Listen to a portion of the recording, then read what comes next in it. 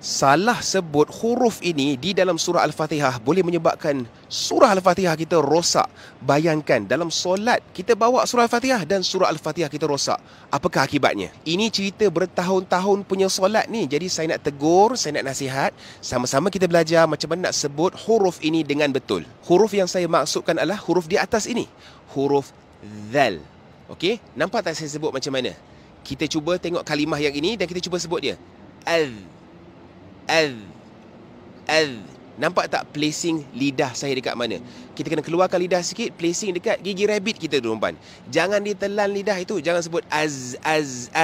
Huruf zal tidak mahu mengeluarkan bunyi z. Tak ada. Az. Okey, surah Al-Fatihah, siratal ladzi. Jangan dibaca sebagai siratal lazi. No. Okey, contoh yang ni pula. Innalladzi, bukannya innallazi. Ya, huruf zal, zazizu, bukannya zazizu. Tolonglah perbetulkan umpanya, sebab kalau kita salah huruf, ianya merupakan kesalahan yang sangat besar, boleh menyebabkan makna berubah.